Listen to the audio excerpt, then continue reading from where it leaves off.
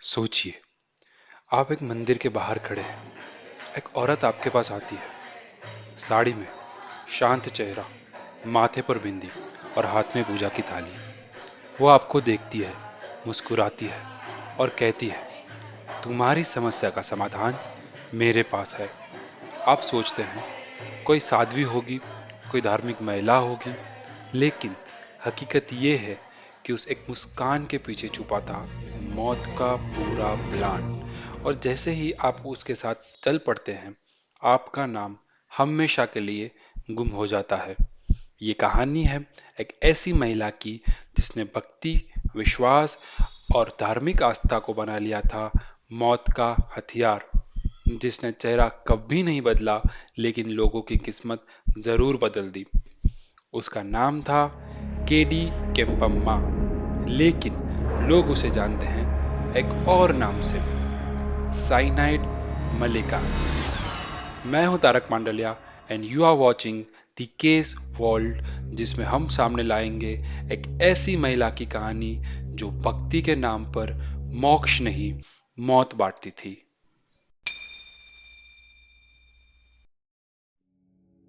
KD Kempamma का जन्म 1970 में कर्नाटक के तुमकुर जिले के पास एक साधारण गांव में हुआ था। उनकी पढ़ाई 10वीं तक हुई थी। परिवार साधारण था, लेकिन उसके भीतर एक ख्वाहिश थी, कुछ बड़ा बनने की, समाज में नाम कमाने की। जल्दी उनकी शादी हो गई। पति दर्जी का काम करता था। घर छोटा था, आमदनी भी सीमित थी, लेकिन उसके सपने उससे कहीं बड़े थे। शादी के बाद उसने गृहिणी की भूमिका निभाई और साथ ही छोटे मोटे काम भी किए, जैसे घरों में झाड़ू पोछा लगाना, बर्तन धोना और मंदिर में सफाई करनी। कभी कभी वो महिलाओं की पूजा पाठ में भी मदद करती थी। 3 बच्चों के साथ जिंदगी चल रही थी, लेकिन आमदनी कम और जरूरतें ज्यादा थी। और धीरे धीरे हालत हाथ से निकलने लगी। वैसे तो वो शांत और अच्छे स्वभाव की महिला थी, लेकिन धीरे धीरे उसमें एक आदत घर करने लगी, छोटी मोटी चोरी करने की। अब उसका मानना ये था कि अगर कोई भी मौका मिले तो उसे चूकना नहीं है। उसके अंदर पैसे और पहचान की भूख इस कदर बढ़ गई थी कि वो धीरे धीरे लालच में बदल गई। और उसी वजह से 1998 में उसने एक चिट फंड की योजना शुरू की। मकसद था जल्दी पैसा कमाना, लेकिन उसे न अनुभव था, न हिसाब किताब की समझ। जमा पैसों का कुछ हिस्सा खर्च हो गया और बाकी डूब गया।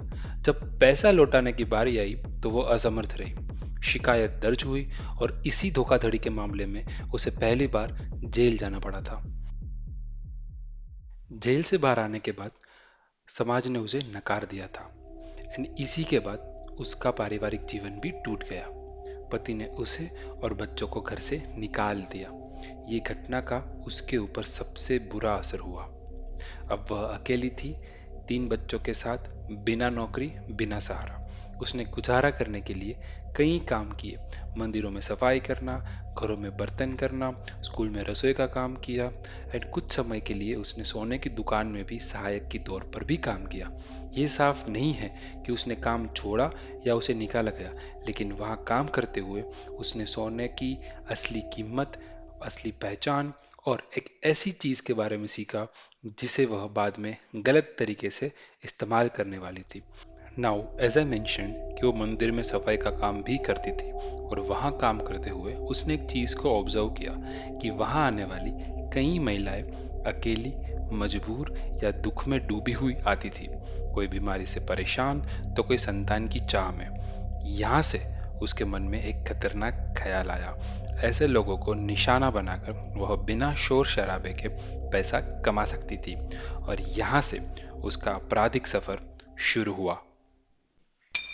1999 बात है कर्नाटक के उस समय के एक छोटे से गांव होसकोटे की, जहाँ पे ममता नामक एक 30 वर्षीय महिला एक मंदिर में रोज आती थी एंड पूजा पाठ करती थी। माना जाता है कि वो किसी पारिवारिक समस्या के चलते मंदिर में शांति और समाधान खोज रही थी। केम्पम्मा भी वहीं मंदिर में मौजूद थी, शायद मंदिर की साफ सफाई करती होगी। केम्पम्मा यह सब काफी दिनों से ऑब्जर्व कर रही थी एंड वो धीरे धीरे ममता से बातों में घुल मिल रही थी। उसने खुद को एक धार्मिक महिला बताया था, जो एक खास तरीके की पूजा करती है जिससे जीवन की सारी समस्याएं दूर हो जाती है। ममता पहले तो थोड़ा हिचकिचाई, लेकिन फिर उसकी भरोसेमंद बातों से प्रभावित होकर वो तैयार हो गई। एंड यहाँ पे केम्पम्मा ने उसको फंसा लिया। केम्पम्मा ने कहा, ये पूजा बहुत ही पवित्र होती है, इसलिए तुम्हें अच्छे कपड़े और गहने पहन कर आना होगा। देवी उससे जल्द ही प्रसन्न हो जाएगी और तुम्हारी सारी समस्या दूर कर देगी। उन्होंने एक दिन तय किया। ममता सज धज कर अकेली उस जगह पहुंची। वो जगह थी कर्नाटक के बाहरी इलाकों में एक सुनसान मंदिर। जैसे ही ममता वहां पर पहुंचती है, उसे थोड़ी अनहोनी सी महसूस तो जरूर होती है, लेकिन केम्पम्मा पर इतना भरोसा हो चुका था कि उसने वो डर को नजरअंदाज कर दिया। केम्पम्मा पहले से ही पूजा की तैयारी का नाटक कर रही थी। उसके आने के बाद उसने पूजा शुरू किया और बीच में केम्पम्मा ने उसको पीने के लिए पवित्र जल दिया, जिसमें उसने पहले से ही साइनाइड मिला रखा था। ममता ने जैसे ही वो जल पिया, उसका शरीर कांपने लगा, सांसें रुकने लगी और कुछ ही मिनटों में उसकी मौत हो गई। जैसे ही ममता गिरती है, केम्पम्मा ने उसके सभी गहने उतारे, पैसे निकाले और वहां से गायब हो गई। और यही बनी उसकी सिग्नेचर स्टाइल। 1999 से 2007 के बीच उसने टोटल 6 हत्याएं की, जिसकी पुष्टि हुई है। सभी का पैटर्न लगभग एक जैसा था। पहले भरोसा जीतो, फिर खास पूजा के लिए कन्विंस करो, एक सुनसान सी जगह पर उसको बुलाओ, फिर प्रसाद के नाम पर साइनाइड पिला दो और गहने लेकर फरार हो जाओ। वो हर बार अपना नाम बदलती थी, जगह बदलती थी, ताकि कोई उसका पीछा ना कर सके। अब सवाल ये है कि उसने साइनाइड ही क्यों चुना? उसे साइनाइड मिलता कहाँ से था? क्या इसमें कोई और भी शामिल था? और आखिरकार वो पकड़ी कैसे गई और उसे क्या सजा हुई? आइए देखते हैं।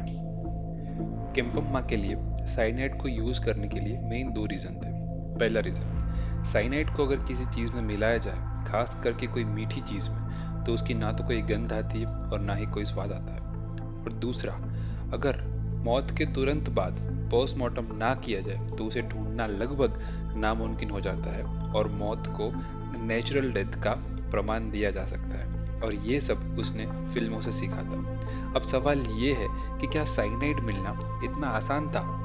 जवाब है नहीं। आसान शब्दों में अगर समझे तो उसे बेचने और खरीदने के लिए खास लाइसेंस की जरूरत पड़ती है। तो फिर केम्पम्मा को ये कैसे मिल गया? उस टाइम पे साइनाइड के सेल्स की ट्रैकिंग करना थोड़ा सा डिफिकल्ट था और केम्पम्मा ने ज्यादा पैसे देकर अलग अलग दुकानदार से छोटी छोटी मात्रा में साइनाइड खरीद लिया।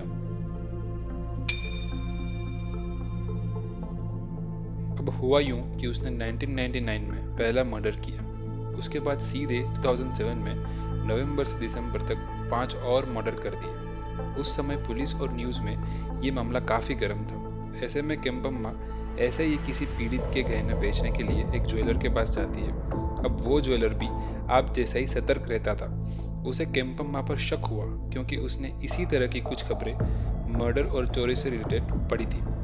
उसने पुलिस को सूचना दी और पुलिस ने शक के आधार पर उसे पूछताछ के लिए गिरफ्तार किया। और जब पुलिस ने उस पर दबाव डाला तो उसने अपना जुर्म कबूल कर लिया।